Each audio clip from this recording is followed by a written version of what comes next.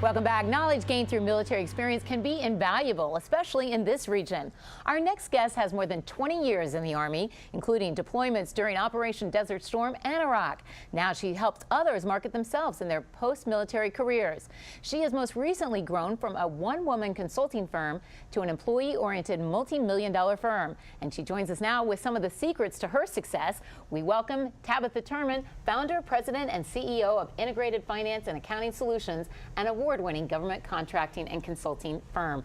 Tabatha, welcome. You have several rules of the road that you had to learn the hard way, but now you want to share with others, starting with, if you have skills that you gained from the military, use them to identify those skills for your next job. That's absolutely correct. A lot of people get out of the military and they just don't know what to do when they want to start a business. Why not start with doing what you know how to do and what the military has taught you, whether it's information technology management, financial management, or human resources. Start with what you know and then build on those capabilities when you expand the business. So you were a finance officer in the Army, even though you had to go to some pretty dangerous places to do it.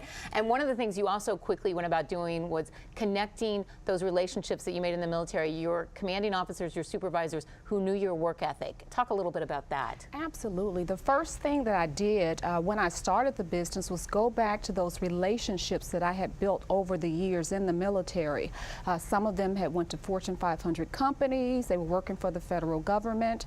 If I needed to get to a client and they were working for that client, I would go to them and say, hey, go tell them how good I was in the military. Don't be afraid to ask. Absolutely. But then you also say, don't be afraid to admit your weaknesses and build your core. And by that you mean hire people who make up for the things you don't do well. Absolutely, and that's the first thing that I did. I reinvested profit back into the company to build on my weaknesses. I thought that was interesting. You say build it up within the company, don't always contract out. Absolutely. We have in-house HR, a weakness of mine. I know military HR, but civilian HR has a lot more rules.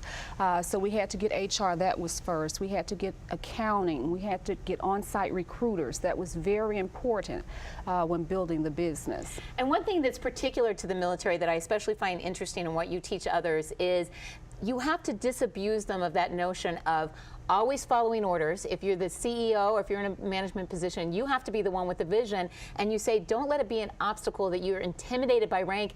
You say in the civilian world, it's a much more level playing field where people who might have been your commander in the military world are ranking right beside you in the business world. Absolutely, and I'll tell you, I've interviewed generals before. Okay. For jobs. For jobs, and I didn't make the rank of general. But you can't be intimidated at the interview. But come on, you must have been a little intimidated interviewing a general. So what did you do, or you just truly weren't? Absolutely not. And at the end of the interview, I had to give him some advice. When you go in to look for a job, you can't. You have to kind of humble yourself. You may have commanded 1,000 troops, but right now we just want you to lead a team of 10. So you told him that. Absolutely. Did he get the job? No, we didn't hire him. But he learned a lot, and I'm sure he got the next one. He did. Another place where you talk about don't let your mental obstacles stop you, or for women. You were a busy mom with a young child when you, in both services, you had young children, and well, throughout your career, and now you juggle being a working mom with many different philanthropic activities. You tell women it's never too late to get out there. Absolutely, it's never too late to get out and follow your dreams, even with small children. Again, you have to know how to balance and know where you're weak at. It's okay to have a nanny. It's okay to hire help. If you can't cook dinner 5 nights a week, find out where you can order in. But you have to be able to balance, but don't put your dreams to the side. You can find a way to do it all. Any mistakes you made, you learned the hard way? We got to wrap, but I'm curious. I have. I didn't get advice early.